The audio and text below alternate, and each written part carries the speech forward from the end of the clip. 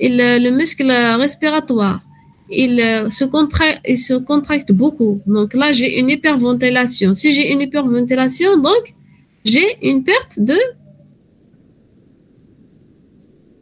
CO2. CO2. Et si j'ai une perte de CO2, donc il y aura une alcalose respiratoire. Soit le contraire. Donc, les muscles respiratoires ne fonctionnent pas bien. Donc, il y a une rétention de CO2, il y a une acidose respiratoire. Donc, c'est très simple. Si je commence par les acidoses respiratoires. Donc, c'est une accumulation de la pression de CO2.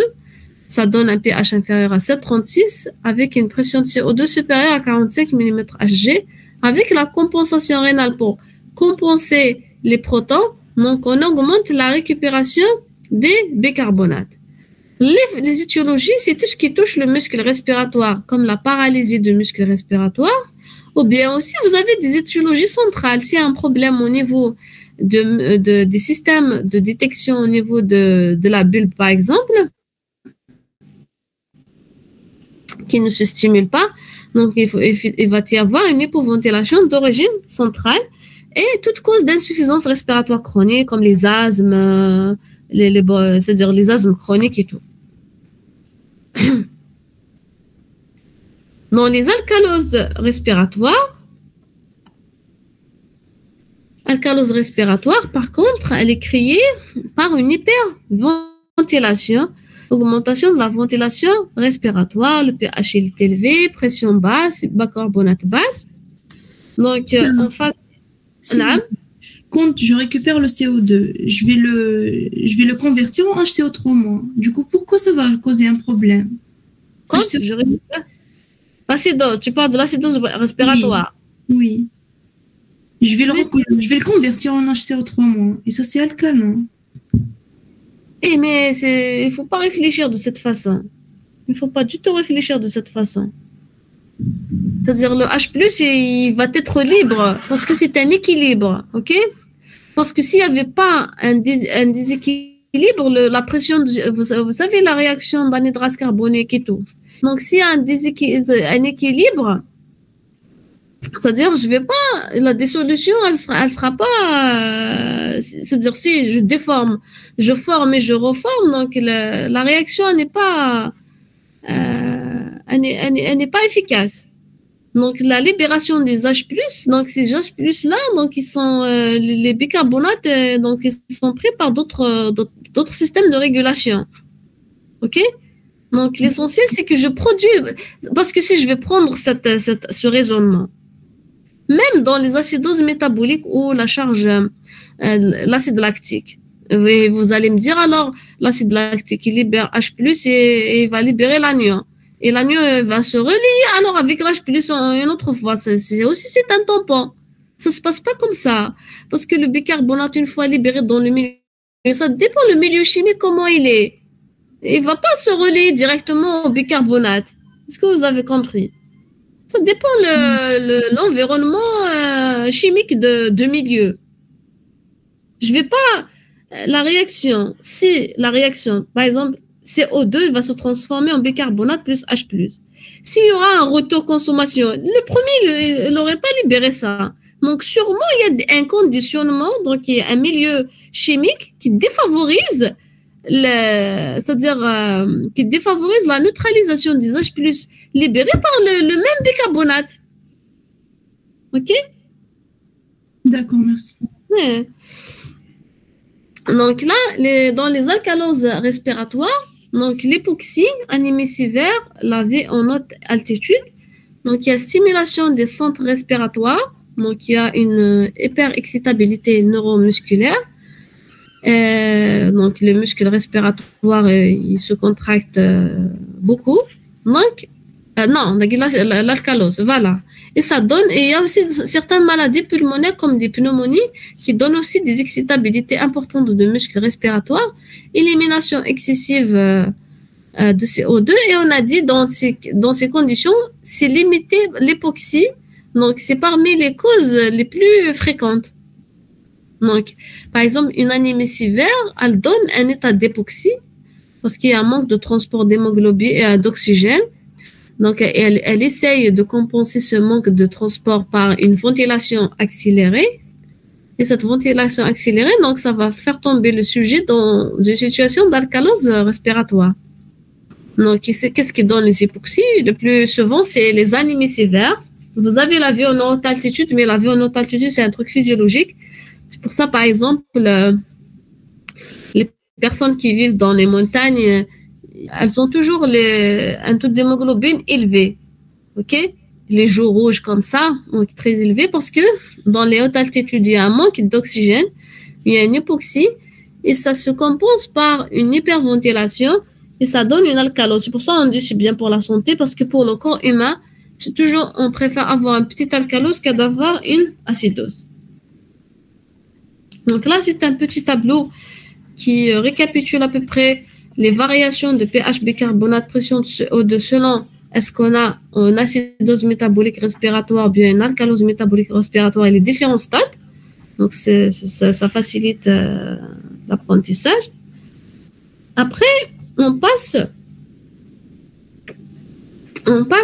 à l'apport de la théorie de Stewart. Donc ça, je vais juste dire un mot. C'est que tout ce qu'on vient de faire, il est basé sur c'est basé sur la théorie d'Anderson-Hasselbalch. On utilise la formule pH est égal à pKa plus log de A- sur AH. C'est ça. C'est-à-dire, il y a M. Stewart qui est venu, il a dit que cette théorie, elle est insuffisante pour expliquer certains désordres. Donc, pourquoi je vais pas me tarder sur cette théorie-là? C'est juste, je l'ai citée, on sait jamais, il y a des concours, peut-être, ils vont la citer aux choses. Mais pourquoi on l'étudie pas en détail? Parce que jusqu'au jour d'aujourd'hui, dans les différents hôpitaux du monde et même les appareils de gazomètre, les gazomètres qui sont utilisés pour déterminer les paramètres acido-basiques, ils sont tous basés sur la théorie qu'on vient de détailler. C'est la théorie d'Anderson-Hasselbalch qui est le pH, le pKa, le bicarbonate et tout, et le CO2. Donc ça là, c'est juste, c'est-à-dire un détail. C'est juste, je vous explique.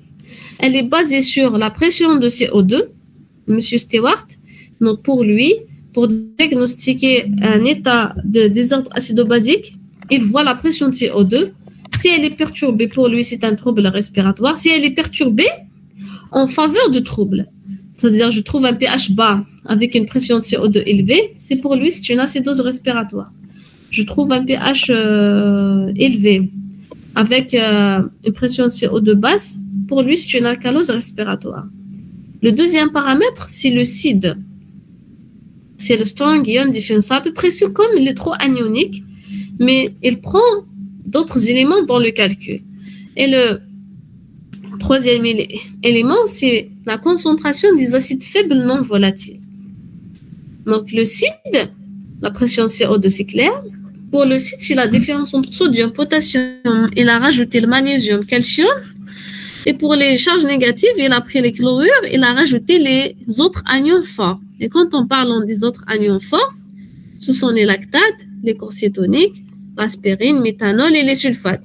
Donc, si vous avez remarqué, pour pouvoir utiliser cette théorie, on a besoin de doser tout ça. Et ça coûte trop cher. Et c'est pas disponible. On peut pas, on n'a pas toujours le dosage des lactates. On n'a jamais fait le dosage des sulfates.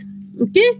L'aspirine et le méthanol, il faut qu'il y ait un interrogatoire pour voir, c'est-à-dire, ça dépend des cas. Donc, c'est difficile d'utiliser. C'est pour ça, c'est pas pratique.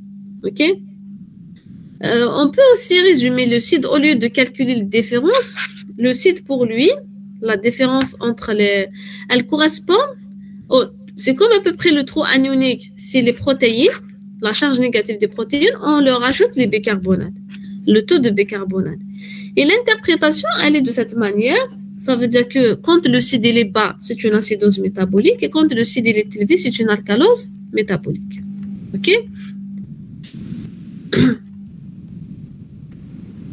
Maintenant, donc, je reviens au cas complexe et cas simple.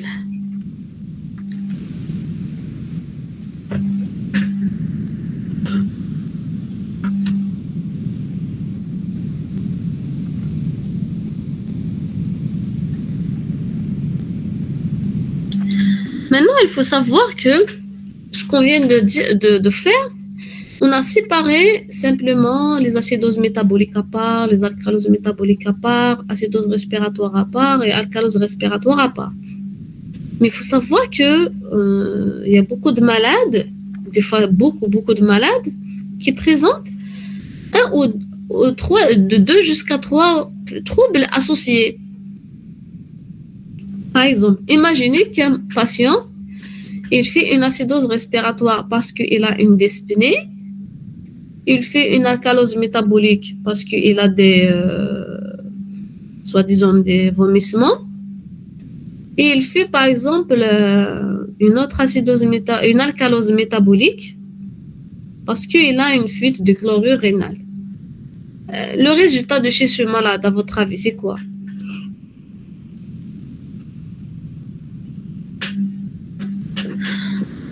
Comment on pourra...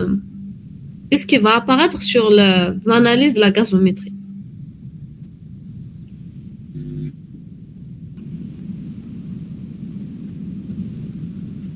Vous êtes là? Oui, madame, on est là. Et à votre avis, une malade ou bien un malade qui présente tous ces troubles en même temps,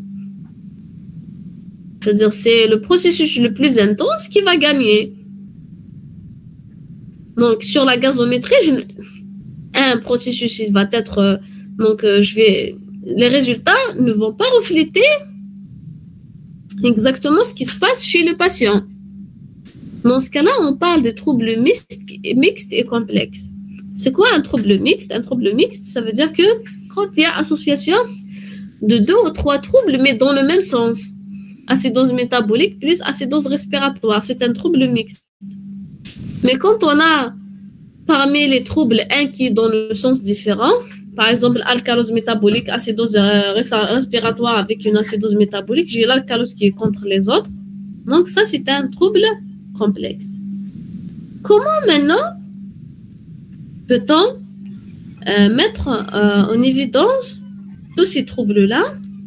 Donc, on utilise la comparaison des valeurs théoriques à des valeurs attendues. Les valeurs théoriques à des valeurs plutôt mesurées. Parce que, normalement, c'est un peu mathématique. Si le corps il perd une quantité de bicarbonate, elle va être récupérée. C'est-à-dire, si par exemple les H+, ils sont neutralisés par le taux de bicarbonate, il doit baisser d'un certain taux. Et que le CO2 éliminé, il doit être baissé d'un certain taux, bien accumulé doit être augmenté d'un certain taux. Il y a des calculs qui peuvent se faire. Ces calculs-là, ils vont aboutir à des nombres qu'on appelle les réponses attendues. Et nous, quand on fait le bilan, on va avoir la valeur mesurée. Et on compare, la règle dit, on compare ce qu'on a trouvé réellement dans le bilan mesuré avec ses réponses théoriques, avec les valeurs théoriques. Si les valeurs théoriques sont attendues, elles sont presque proches. On ne peut pas des fois trouver le même chiffre, mais ils se rapprochent de 2 à 3 unités maximum. Dans ce cas-là, on est généralement devant des troubles simples. Mais si les valeurs elles s'écartent beaucoup, donc là, il y a des troubles complexes ou mixtes qu'il faut identifier. Je vous donne un seul exemple. D'ailleurs, c'est le même exemple que je donne même dans les examens. Tellement les autres calculs sont un peu compliqués. C'est pour celui qui va faire après la réanimation, il va s'amuser à faire les calculs. Sinon, à votre niveau, c'est suffisant d'avoir déjà une idée. Donc, je prends toujours le premier exemple. Par exemple, si le trouble métabolique est une acidose, la réponse, donc on ne va pas répéter que quand on a un trouble métabolique, la réponse, elle est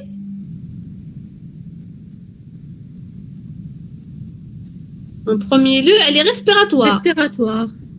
Voilà. Et quand le problème il est respiratoire, la réponse, elle est métabolique. Voilà. Donc, par exemple, j'ai une acidose métabolique. Donc, la réponse, c'est les poumons plutôt respiratoires qui vont essayer d'éliminer du CO2. Et mathématiquement, donc ils ont trouvé que la baisse de la pression de CO2, elle est à peu près 1,3 la baisse de taux de bicarbonate. Plus à peu près les limites, parce qu'on a dit que l'hyperventilation, elle est limitée par l'époxy qu'elle induit aussi, par plutôt l'hypocapnie qu'elle induit. L'hypocapnie à peu près à 10 mm Hg. Donc, la formule, elle dit, voilà, que la réponse attendue, donc elle est à peu près 1,3, la concentration de CO2, HCO3- plus 10. On trouve une valeur. Cette valeur, on va la comparer à la valeur que j'ai mesurée. Si elle est normale, qui est proche, donc c'est un déséquilibre simple. Si elle est très écartée, donc c'est un trouble complexe.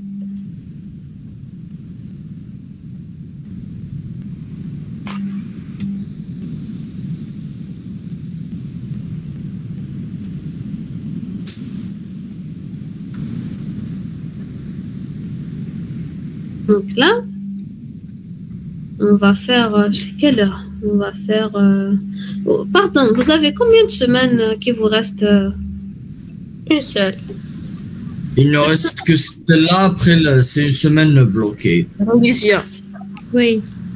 Donc, Oui. On va essayer de faire ce cas clinique. On a encore 10 minutes. Ok, un enfant de 8 mois. Attends, je suis curieuse de vous donner le cas clinique que j'ai donné pour les pharmaciens. Voilà. Attends, je dois cacher les réponses. Voilà. Monsieur est suivi, ce monsieur 90 ans est suivi pour une insuffisance cardiaque globale. Enfin là, parce que eux, je leur ai fait l'hydroélectrolytique et tout. Hein. Il appelle son médecin traitant car il s'inquiète d'une prise de poids régulière depuis 3 mois, malgré, donc il a une insuffisance cardiaque. Des œdèmes, fatigue et dyspnée. Le bilan biologique réalisé fournit les résultats suivants. Le sodium 138, il est normal, potassium, il est normal, chlorure normal, bicarbonate, il est à 18.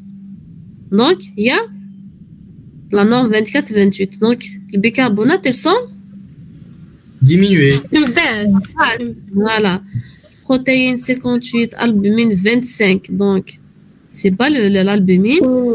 L'urée à 0,19, presque un peu bas. Donc, on écarte une insuffisance rénale dans toutes les manières. La cria, elle est à 7, donc c'est normal. Le calcium 103. Donc là, il y a, parce que c'est pas le bon fichier, hein, il y a des erreurs d'unité. Hein. Donc, je les corrige après pour les étudiants. Par exemple, la créa, c'est milligrammes, c'est pas millimol. Parce que quand je fais copier-coller, après, je sais que peut-être vous prenez une prise d'écran, il y a des erreurs sur les unités. Hein. Il y a même la créa que j'ai répété 2 fois. Donc, il y a le calcium à 103 mg par litre, donc il est normal. La glycémie normale, créatinine, c'est ça en double, non, mais j'ai pris le 7. Le pH, il est à 7,32. Donc, c'est... Le pH, il est à...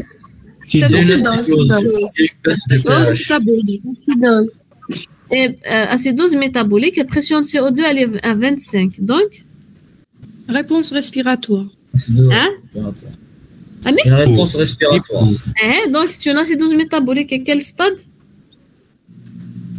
Chronique. Compensée. Voilà. Maintenant, on ne va pas s'arrêter ici. Une acidose métabolique, on doit savoir ce qu'elle est déjà simple ou bien complexe.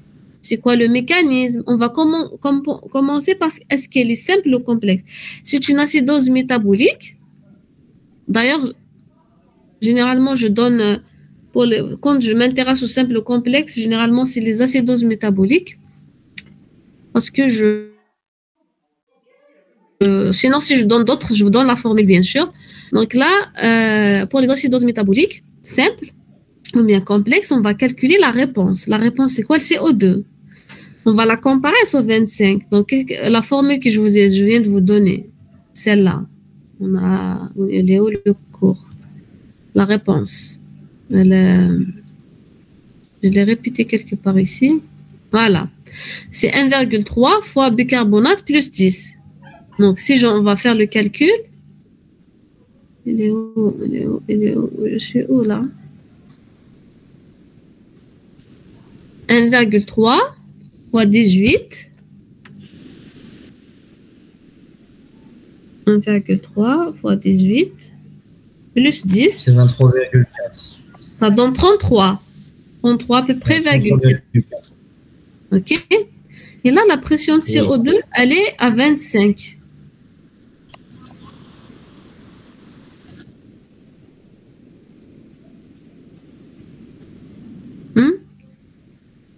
Donc, c'est pas proche.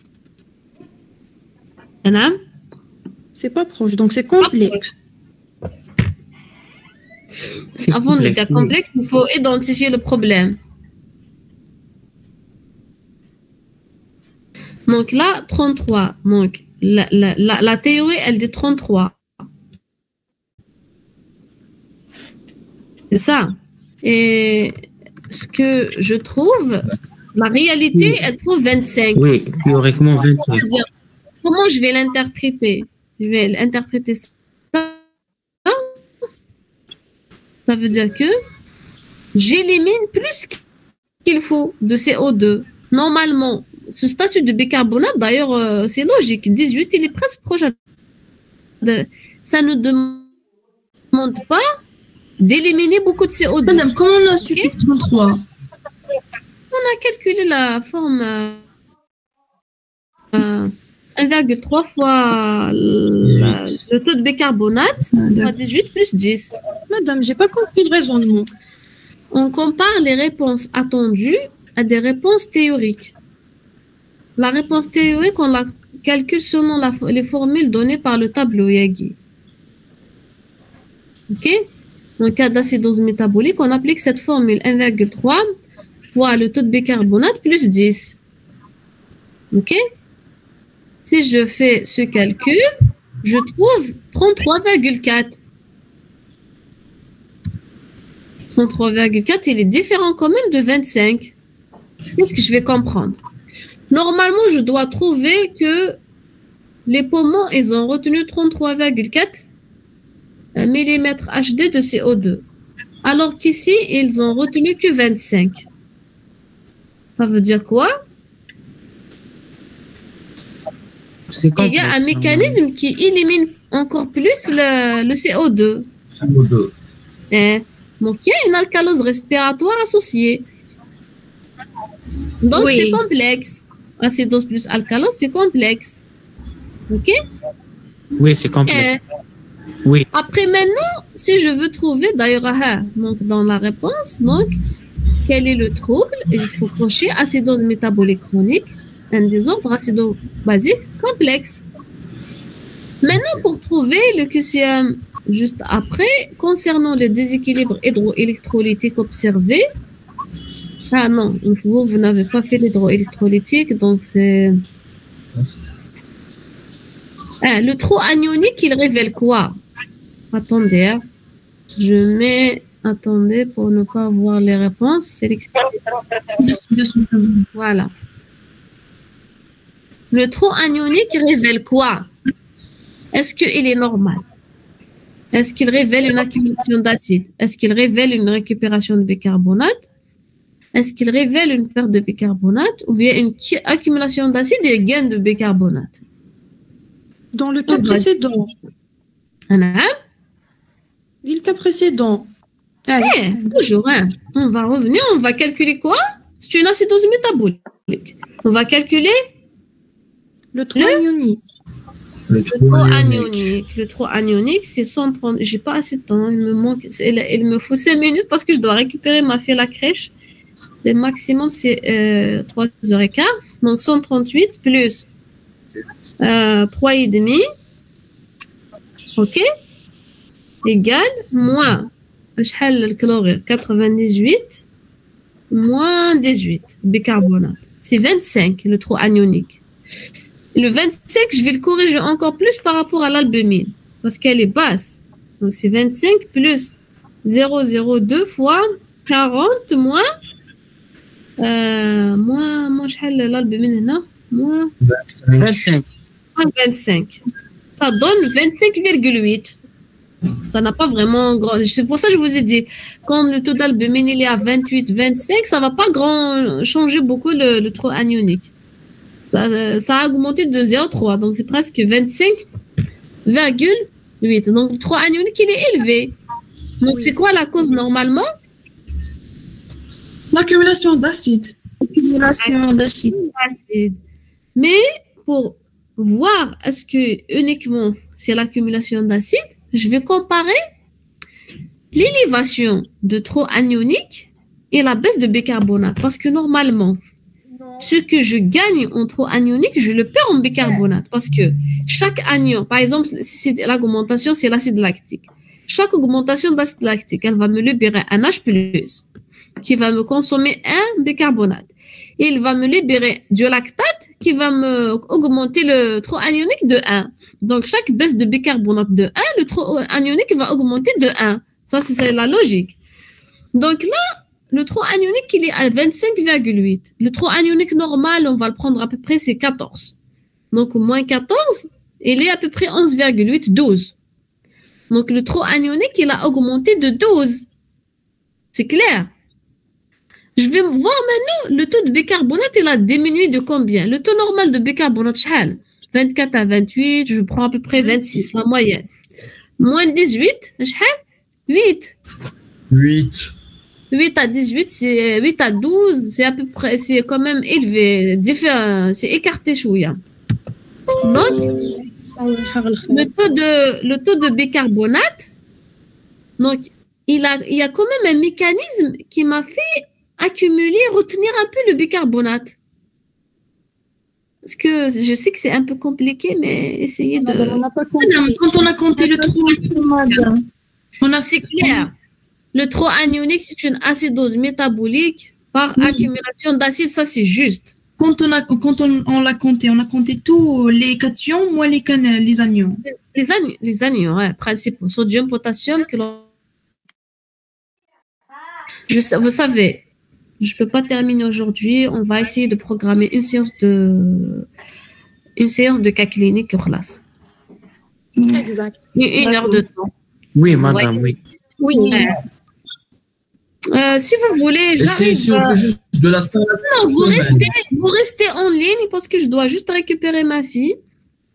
On va vous attendre. Voilà. Le temps de récupérer ma fille, je vous rappelle. D'accord. Moi, je vais quitter la réunion, je vais entrer une autre fois, une demi-heure à peu près. Donc, vous pouvez partir et revenir une demi-heure sur le même lien. On va utiliser le même lien. D'accord. Ok, très bien. D'accord. Parfait.